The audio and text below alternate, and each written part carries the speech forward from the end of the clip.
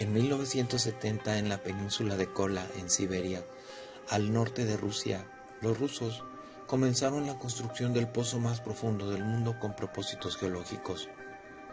El objetivo de los rusos era escuchar los sonidos del movimiento de las placas tectónicas y poder así prevenir un terremoto a futuro. Gracias a este pozo, los científicos lograron nuevos conocimientos geológicos y biológicos. Dos grandes hombres de ciencia, el director del proyecto, Dr.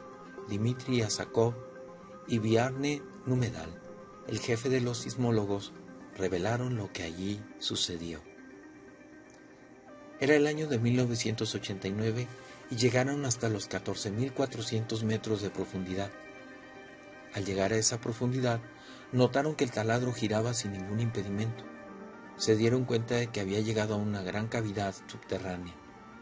La primera sorpresa que se llevaron los científicos fue que al llegar a esa cavidad o caverna, la temperatura tuvo un dramático incremento, ya que había llegado a los 1100 grados centígrados, unos 2012 grados Fahrenheit. Esto asombró a los científicos porque pensaban que a esa profundidad la temperatura sería de unos 100 grados centígrados, cuando mucho.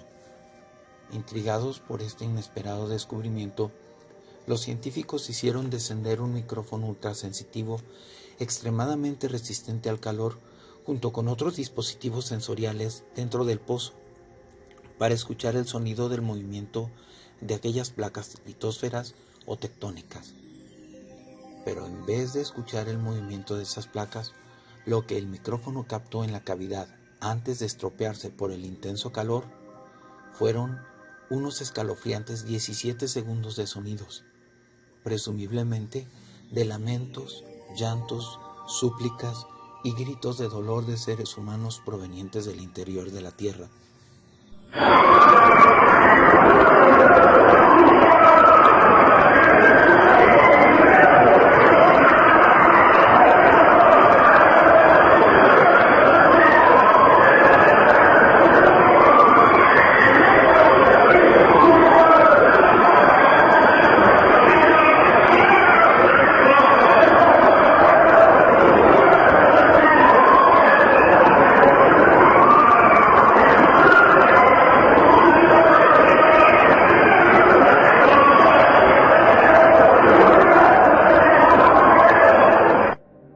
Tremendos lamentos de miles de personas gritando por el terrible sufrimiento que estaban experimentando. Una de las voces era la más perceptible entre todas las demás. De pronto, en medio de la noche, del pozo salió un humo incandescente, es decir, un humo luminoso por el efecto de un gran calor, y también salió un ser con aspecto terrorífico y con alas como las de un murciélago gigante, quien les gritó en idioma ruso: "Yo he vencido". Cuando los científicos vieron esto, quedaron aterrorizados. Entonces contaron lo que habían visto a las autoridades soviéticas, las cuales les enviaron rápidamente esa misma noche varias ambulancias con medicinas y atención profesional a las personas que habían sufrido un estado de shock. Más tarde, el doctor Asakov declaró que como comunista él no creía en estas cosas, pero como científico ahora cree en la existencia del infierno. Luego de este terrible descubrimiento, la mitad de los científicos renunciaron por el gran temor que tenían. 2 días después de lo sucedido en el pozo, todo el personal extranjero del proyecto fue despedido. El jefe ya mencionado, Numedal, luego de regresar a Noruega, fue entrevistado por el principal diario noruego, el Asker Ok, noticia que fue publicada el 2 de abril de 1990, y allí él declaró que el representante del Ministerio de Asuntos Religiosos de la Unión Soviética les obligó a aceptar mucho dinero para que no divulgaran lo que había sucedido. Los obreros dejaron todo, aún abandonaron la villa cercana al pozo en donde vivían, no comentaron nada sobre lo que había sucedido. Luego de todo esto, y siendo que todo este proyecto había sido financiado por una suma millonaria en dólares, que estaba siendo extremadamente útil a la geología y que los obreros se gozaban cada vez que habían alcanzado un nuevo récord de profundidad, de pronto se declaró que no podían seguir por falta de inversiones y la ciencia no investigó más en ese lugar.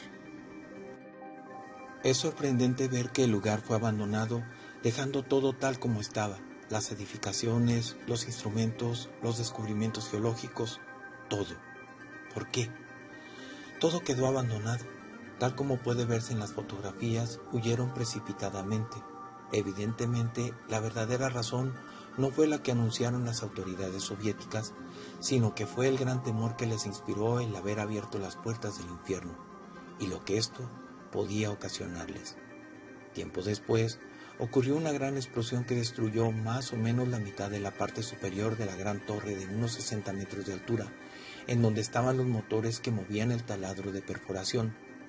Para entender por qué las autoridades desmintieron todo lo que había dicho el doctor Asakov, tenemos que recordar que en esa época gobernaba el comunismo en Rusia y en el resto de la Unión de Repúblicas Soviéticas Socialistas. El comunismo afirmaba que Dios no existe. En consecuencia, si Dios no existe, el infierno tampoco existe. Por eso, si se propagaba la noticia de que había sido descubierto el infierno, entonces caía por los suelos toda la teoría comunista. Por eso es que los que no creen en Dios se han ocupado de desmentir esta verdad por todos los medios posibles. Es de destacar que ya en el año de 1989, Asakov declaró públicamente que habían llegado a los 14.400 metros de profundidad y que en ese momento había ocurrido el incidente ya mencionado. Entonces, para desmentir esto, las autoridades soviéticas dijeron que en ese año habían llegado a los 12.262 metros y que unos años después terminaron definitivamente todos los trabajos por falta de presupuesto, siendo que en realidad, luego del incidente ya mencionado, todo el proyecto fue abandonado por el terror que produjo en todos los que participaban en ese trabajo. Las autoridades rusas han publicado de todas las formas posibles que llegaron nada más que a 12.262 metros para contradecir todo lo que dijeron los que presenciaron los incidentes ya declarados. Por otra parte, los que no creen en la existencia de Dios se han dedicado a presentar esta historia como una leyenda popular o sencillamente como un mito.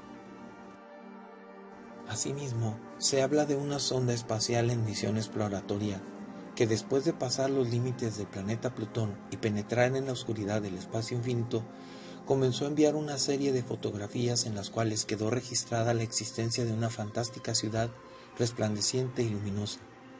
Inicialmente, la nave comenzó a enviar fotos de carácter rutinario bajo un fondo oscuro, pero de repente comenzó a fotografiar un largo túnel revestido con los colores del arco iris, por donde penetró, presumiblemente, a una cuarta dimensión, para salir airosa después, en la plenitud de la grandeza, a una región extremadamente hermosa como nunca ha existido aquí en la Tierra, de colores verdes y amarillos resplandecientes, en la cual, a la distancia, apareció una enorme ciudad con murallas gigantescas que, según apreciaciones de los científicos presentes, literalmente resplandecía bajo una intensa luz dorada. Algunos consideran que esta ciudad es la misma que registra la Biblia en el Apocalipsis y que es la denominada Jerusalén Celestial, en la cual van a reposar las almas de los que han fallecido en la gracia de Dios, en donde después de ser cubiertas con vestiduras blancas, son remitidas al paraíso para que se dispongan a esperar el sonido de la última trompeta que anuncia el final de todas las cosas. Esta misma nave registró en el centenar de fotos enviadas a cientos de fallecidos que bajo el impacto del asombro entraban por sus puertas y que algunos investigadores bíblicos aseguran, como se dijo, ser la correspondencia espiritual de la Jerusalén que existe en el Medio Oriente, en torno a la cual se han suscitado tantas guerras y muertes, y la ciudad escogida por Dios para difundir su palabra. Instantes después del suceso, las cámaras de la nave sufrieron un desperfecto mecánico, perdiéndose contacto con ella por espacio de 5 meses, al final de los cuales un descubrimiento más asombroso que el anterior se reveló, puesto que la sonda no solo reapareció para alegría de los ingenieros, sino que remitió en perfecta grabación audible una voz hermosa que anunció exactamente en los 12 segundos que demoró la transmisión las siguientes palabras: ustedes tienen mundos para explorar, el universo y todo lo que contiene es de ustedes, pero el cielo es mío, deben apartarse de él. Según el astrofísico alemán Ken Bauer, hombre de ciencia que por espacio de 10 años había colaborado con los soviéticos en las investigaciones del espacio, estas fotografías y dicha grabación fueron archivadas como secreto de Estado y negadas al público bajo la presunción de que podían despertar pasiones religiosas incontroladas o de no estar preparada la humanidad para asumirlas. Este funcionario afirmó también que esta voz era totalmente de una belleza indescriptible y parecía como si se estuviera escuchando a cientos de barítonos y a una orquesta sinfónica unidas en uno solo, agregando que la grabación no solo era prueba de la existencia de un Dios en los cielos, sino que también estaba demostrado que él estaba interesado en el destino del hombre, para el cual conservaba grandes planes. Estas revelaciones corrieron como pólvora y se difundieron por los principales periódicos de Europa y parte de los Estados Unidos. En el periódico Sun de Londres salieron publicados estos registros el 29 de noviembre de 1988, y aunque la información nunca fue demostrada, las autoridades científicas nunca confirmaron, pero tampoco desmintieron, las palabras de este científico, porque reconocían en primera instancia su prestigio de hombre de ciencia y en segundo lugar, porque tenía acceso a todos los secretos soviéticos del espacio exterior. El nombre de aquella nave era la Pioneer 10.